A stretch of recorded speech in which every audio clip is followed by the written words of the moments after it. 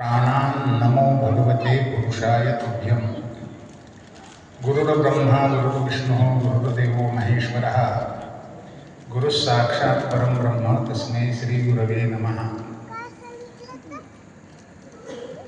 दुर्लभो मानुषो देहो देहिनां क्षणभङ्गुरः तत्रापि दुर्लभं मन्ये वैकुण्ठप्रियदर्शनम्। संसारेस्मिन् क्षणार्धोऽपि सत्संगशैवधीर्नृणाम्। आपण सगळेजण अत्यंत भाग्यवंत आहोत। कालपासून आणखी पुढे एकूण 5 दिवस आपणा सर्वांना संतांचं दर्शन, संतांचं मार्गदर्शन, संतांचा सहवास, संतांची सेवा लाभते आहे। हे जन्मजन्मांतरातील भाग्य आहे। तुमच्याबरोबरच मीही भाग्यवंत आहे। आज खरंच महाराजांच्या श्रीमुखातून अमृतवाणी श्रवण करावी म्हणून मी इथे आलो, पण अचानक झोपेत धोंडा म्हणतात तसं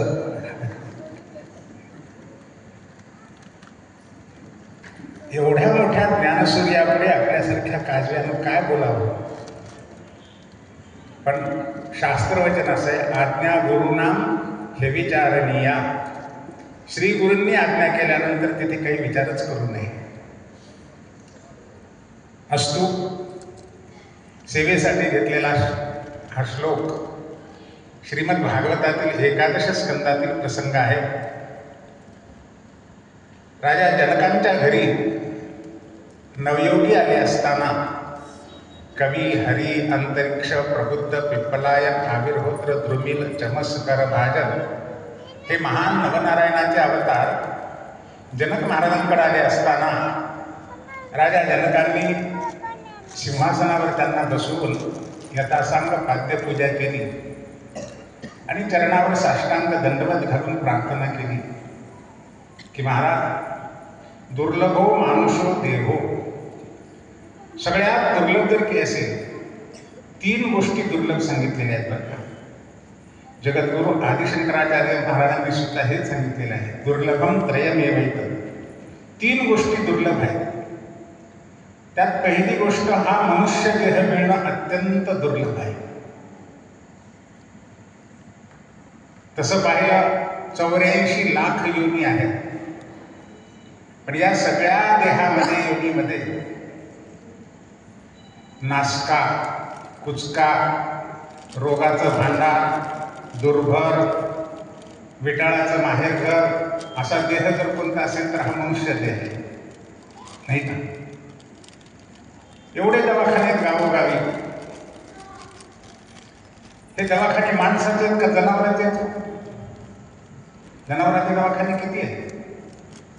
तालुक्याच्या ठिकाणी एखादा, जिल्ह्याच्या ठिकाणी, पण माणसाचे गल्लोगल्ली शेकडोने हजारो, आता तर डॉक्टर लेनच निघालेले आहेत।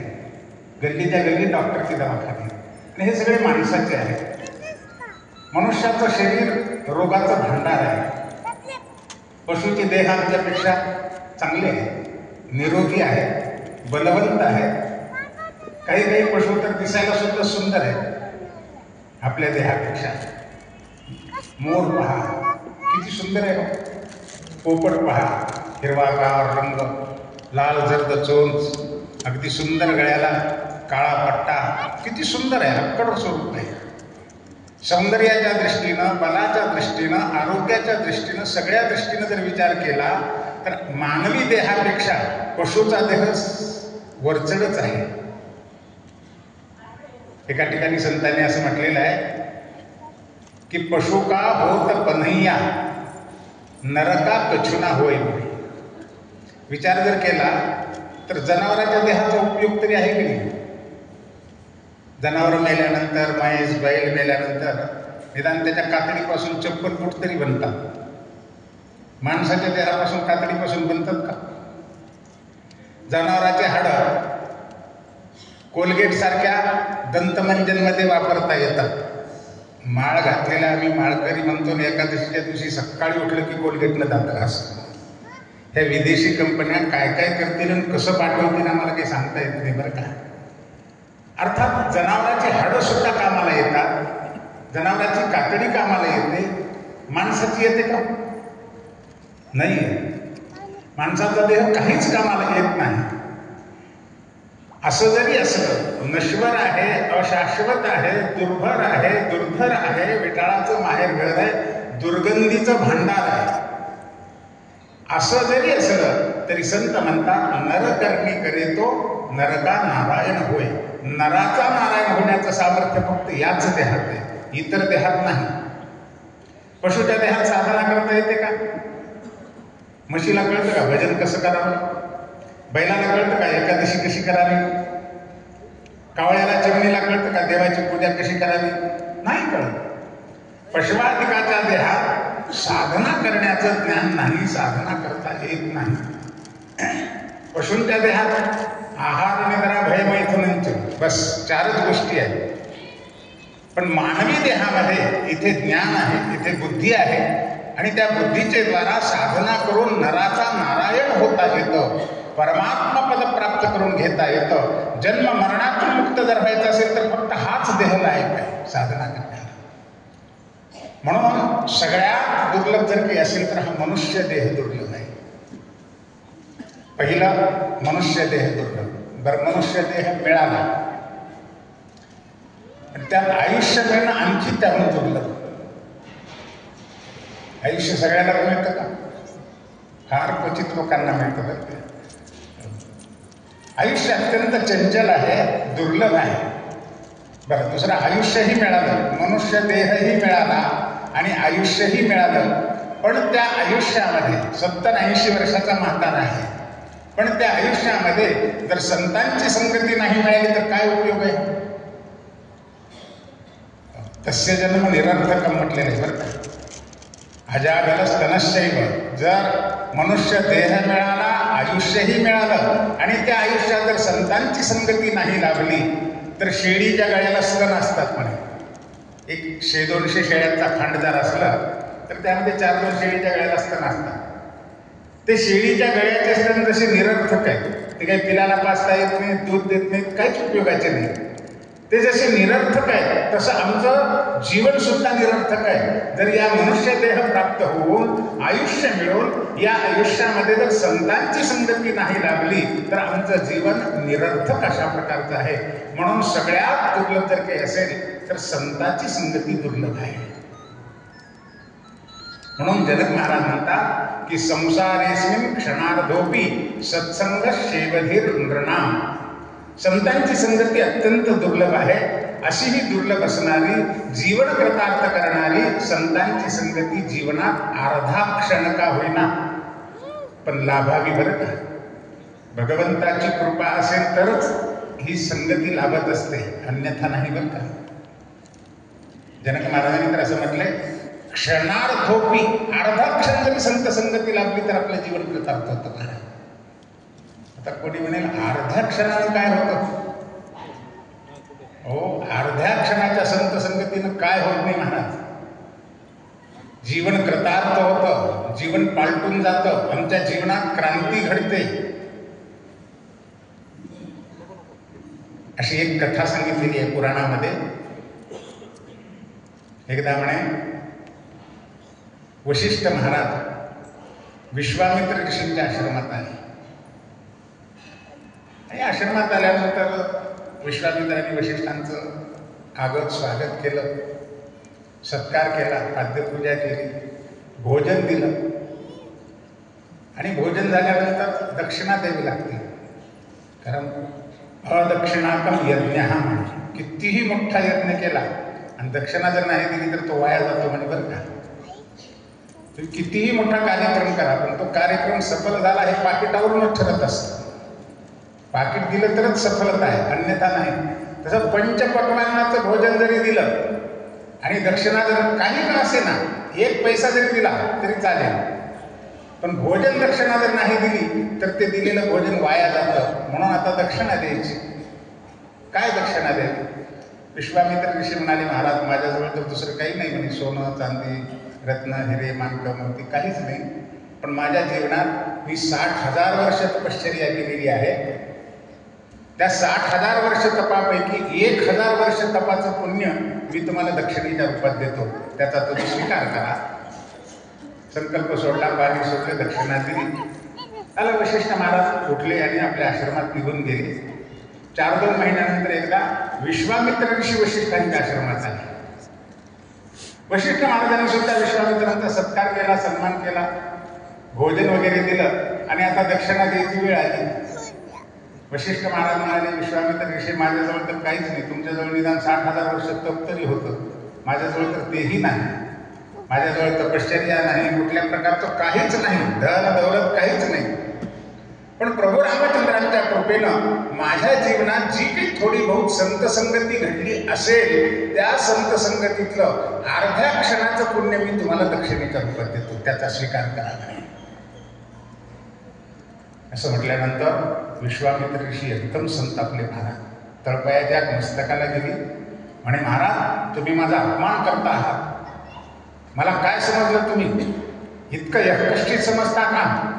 अहो, अर्ध्या क्षणाचं पुण्य देता. अहो, मी तुम्हाला 1,000 वर्षाच्या तपाचं पुण्य दिलं आणि तुम्ही अर्ध्या क्षणाच्या संत संगतीचं पुण्य देता, माझा अपमान करता आहात म्हणे.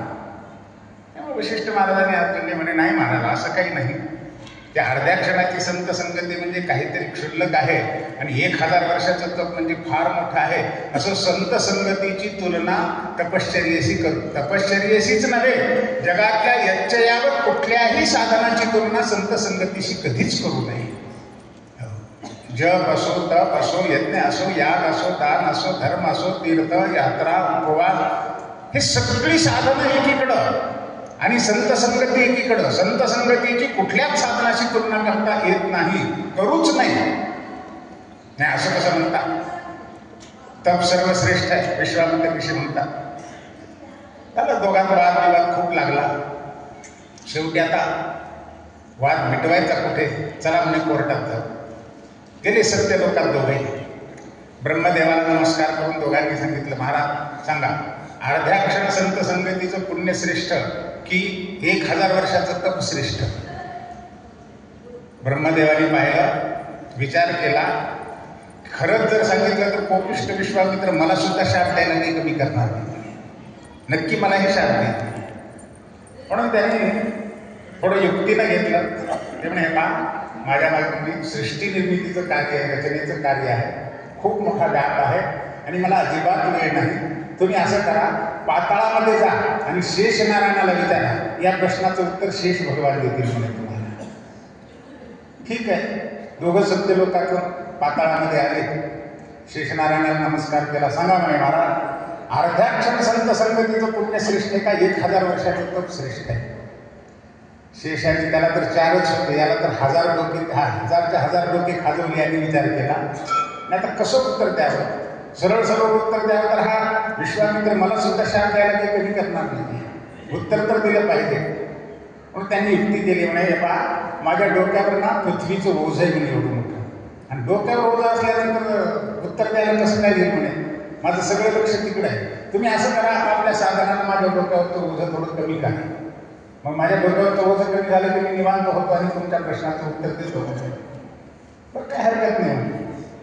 विश्वामित्राने पृथ्वीला प्रार्थना केली, हे पृथ्वी देवी, मी 60,000 वर्षाचं तप केलेलं आहे, त्यातलं 1,000 वर्षाचं वशिष्ठ महाराजांना दिलं आणि 1,000 वर्षाचं तपाचं पुण्य मी तुला देतो. जरा शेषाच्या डोक्यावर बाजूला सरकतो. एक तिळभर सुद्धा हल्ली नाही की पृथ्वी. याला आवेश आला. आणि आता माझ्याजवळ 58,000 वर्षाचं तप राहिले शिल्लक आणि तेवढं सगळं पुण्य मी तुला समर्पण करतो. शेषाच्या डोक्यावरून बाजूला सरक. केशभर सुद्धा हल्ली नाही. संपलं की सगळं. 60,000 वर्षाचं केलं, आता जवळ काहीच शिल्लक राहिलं. आता इलाज संपला. आता विश्वामित्र म्हणतात वशिष्ठाने की तुम्ही पहा म्हणे आता तुमचा प्रयोग. वशिष्ठ महाराजांनी पृथ्वी देवीला हात जोडले, माय पृथ्वी, माझ्याजवळ काहीच नाही, तप नाही, जप नाही, यात्रा नाही, यज्ञ नाही, याग नाही, अनुष्ठान नाही, काही नाही. पण प्रभू रामचंद्रांच्या कृपेने जी काही जीवनात संत संगती घडली असेल, त्या संत संगतीतल्या अर्ध्या क्षणातलं अर्ध पुण्य मी तुला देतो. तू जरा शेषाच्या डोक्यावर बाजूला सर. असं म्हटल्याबरोबर झरझर झरझर एकदम पृथ्वी बाजूला सरकली म्हणे. आता पुन्हा काही उत्तर द्यायची गरज आहे का? गरजच आहे. अर्थात 60,000 वर्षाचं तप केले एकीकडं आणि अर्ध्यातला अर्धा क्षण जरी संतांची संगती केली तर ते पुण्य एकीकडे आहे महाराज. संत संगतीची तुलना जगातल्या कुठल्याही साधनाशी करता येत नाही. म्हणून सगळ्यात श्रेष्ठ जीवन कृतार्थ करणारं जर काही असेल तर या संतांच्या चरणाचा आश्रय करणं, संतांची संगती करणं. कारण संत संगतीत आल्यानंतर जीवनात क्रांती घडते, आमचे विचार बदलतात, आमचं जीवनच बदलून जातं महाराज. नराचा नारायण होतो संत संगतीमुळे. म्हणून मानवी मनुष्य देह लाभावा, त्या देहात आयुष्य लाभावं आणि त्या आयुष्यात संतांची संगती लाभावी. आपण सगळेजण अत्यंत भाग्यवंत आहोत की आपणाला सुद्धा या जीवनामध्ये, या देहामध्ये पूज्यपाद महाराजासारख्या महापुरुषांची संगती लागते आहे. महाराजासारख्या महापुरुषांचं मार्गदर्शन लागतं आहे. खरोखर आत्ताच आमचे आमदार साहेब म्हणाल्यासारखं आमच्या महाराष्ट्रामध्ये विद्यादान करणारं, महाराष्ट्राला मार्गदर्शन करणारं एक ज्ञानाचं पीठ म्हणजे देगलूर क्षेत्र आहे महाराज. या देगलूरमध्ये अनेक संत महंत, हजारो वर्षाची परंपरा या देगलूरला लाभलेली आहे. ज्ञानाचं पीठ आहे आणि त्याच पीठावर सध्या आरूढ असलेले आमचे परम आदरणीय, प्रातस्मरणीय, वंदनीय गुरुवर्य शिखरजी महाराज. खरं जर विचार केला तर हे ज्ञानाचे सागर करतात. किती खोल सखोल ज्ञान आहे, सांगता येत नाही. आमच्या शुकदेवांच्या बाबतीत म्हटलेलं आहे की शुकदेव म्हणजे ज्ञानाचा सागरू, वैराग्याचा महामेरू, भक्तीचा आगरू श्रीगुरु शुक माझा. तसं आमचे महाराज ज्ञान संपन्नही आहेत, वैराग्य संपन्नही आहेत आणि भक्तीचे तर सागरच आहेत महाराज. परंपरेनं अनेक पिढ्यापासून सद्गुरू धुंडा महाराजापासून, गुंडा महाराजापासून, आदिमूळ पुरुष गुंडा महाराज ज्यांचं पुण्यस्मरण म्हणून आपण हा महोत्सव आरंभलेला आहे, त्या महापुरुषापासून अनेक पिढ्या या देगलूरच्या जगाचा उद्धार करण्याकरिता, ज्ञानदान देण्याकरिता अवतरलेल्या आहेत. आमच्या महाराजांच्याबद्दल आता त्यांच्यासमोर काय बोलावं. मी स्वतः पाहिलेला, अनुभवलेला एक अनुभव सांगतो बरं का तुम्हाला. महाराजश्रींनी देगलूरला एक खूप मोठा ज्ञानेश्वरी पारायण सोहळा केला होता पहा. आपल्या सगळ्यांना आठवत असेल, आपण गेलेलो होतो. हजारो लोक, हो 10-20 हजार लोकांना पुरणपोळीचं जेवण दिलं होतं महाराजांनी. त्या दिवशी मी गेलो होतो बरं का. लोणकडं तूप पुन्हा नुसतं असं गुळवणी बरोबर नाही बरं का, लोणकड्यात तुपाबरोबर पुरणपोळीचं जेवण दिलं होतं. आणि त्याच सप्ताहामध्ये मला वाटतं त्याच दिवशी का त्या दिवशी आजूबाजूला देगलूरपासून 5 किलोमीटर अंतरावर सभोवताली जिकडं पाहिजे तिकडं पाऊसच पाऊस झाला होता. खूप मोठं वादळ झालं होतं. पण आमच्या देगलूरला महाराजांचा कार्यक्रम जिथं चालू होता तिथं अजिबात काही नाही महाराज. हे मी माझ्या डोळ्यांनी पाहिलेलं आहे, अनुभव केलं, घडलेली घटना आहे, सत्य घटना आहे. आमच्या महाराजांचं वैशिष्ट्य असे, महाराजांनी कुठलाही संकल्प करावा, मनात फक्त यावं, पांडुरंग राय त्यांची मनोरथ पूर्ण करतो.